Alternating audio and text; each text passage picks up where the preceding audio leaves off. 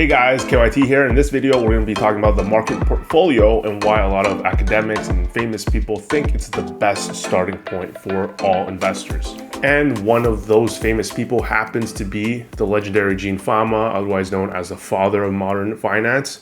He goes into it on the modern portfolio in episode 200 of the Rational Reminder podcast. So definitely worth checking out. He also talks about how and why you want to deviate from the market portfolio. So what exactly is the market portfolio? The market portfolio represents the entire market's collection of investable assets such as stocks, bonds, and other securities in proportions that reflect their total market values. In theory, this portfolio includes all available investments in the market weighted according to their market capitalization.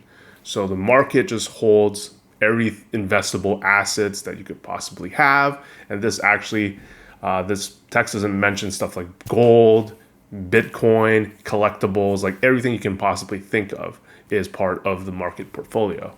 Now, kind of like holding an index in the stock market, this market portfolio, the logic behind it is that you hold all these different assets from different asset class. So if one of them goes down, you're not impacted. So theoretically, a lot of people say that it's the best risk return approach. But the challenge of the market portfolio is that it holds so many different assets that it's impossible for almost anyone to sort of manage and rebalance. And there's a lot of illiquid assets within the market portfolio, such as real estate, venture capital, private equity, that you're not going to be able to buy and sell without incurring transaction costs. So that's why a lot of people think that they accept the stock market index or something that sort of mimics the stock market index as a good proxy for the market portfolio. And so you arrive at this approach of indexing the stock market that is recommended by so many academics, and you can deviate from there based on personal taste, because at the end of the day, this isn't an exact science, and some people, like my friend on Blossom, Dan_O, might want more UX exposure. So instead of being market cap weighted, he'll take something like XEQT and combine it with another ETF to increase his UX exposure. And of course, I gotta mention my guy Ben Felix, who recommends a market cap fund, but says that you can outperform that by exposing your portfolio to different known risk factors. Historically, there are stocks with certain properties that have outperformed, and you might want to tilt your portfolio towards them. And even though they're riskier, but the fact that you have different risks, different types of risk in your portfolio means that hopefully they can sort of lift each other up. So I mentioned really briefly different ways or different reasons why someone wants to deviate from the market cap portfolio. But the reason for this video is really influenced by a recent post on Blossom. So this is the post, and if you see the title, you know why I would probably want to respond to this. It's called Why Your All-in-One ETF is Failing You. It has gotten a lot of likes on the platform, and it's a popular post. And I feel obviously the need to address it because I think there's a lot of gaps in the post, and understandably so, because Blossom isn't exactly a long form content type of platform. But let's run through the first part of the post, and I think this will require probably multiple videos. Many all-in-one ETFs such as XEQT, VQT, and ZEQT have become popular over the last few years. These ETFs advertise themselves as low-cost, diversified products with automatic rebalancing. While they're relatively low-cost and convenient, they're by no means diversified in a meaningful way. Looking at the three ETFs mentioned above, the average allocation is as follows: US 46%, Canada 26%, developed markets 21%, emerging markets 7%. And then let's go to the next thing. As you can see in the figure below, these ETFs do not accurately represent the world market cap distribution among countries and regions. The heavy overweight to Canada and underweight to emerging markets reflects the Canadian investors' home country bias and trepidations towards lesser known foreign markets. So we're going to stop right here and talk about a common criticism of something like XEQT that holds 25% of its fund in Canadian stocks.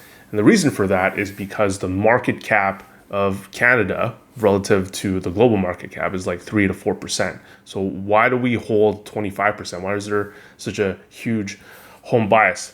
But we have talked about reasons for why you deviate. So I think what's missing in this post is basically like, even if there's a deviation, why, like, is that really a bad thing? Is there a good reason behind the fact that it has 25%? And I think I will go over that in more detail in my next video.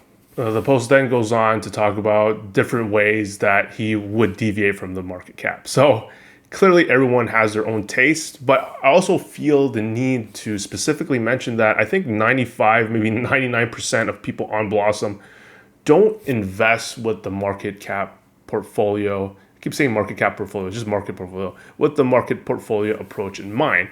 Market portfolio approach is basically people like me who want to invest in something that's proven to be academically sound. Like if you're picking 5 stocks, you're not going to be diversified enough. It doesn't matter if all your stocks line up for each country, like you hold 4% TD or something like that, or TELUS or RBC.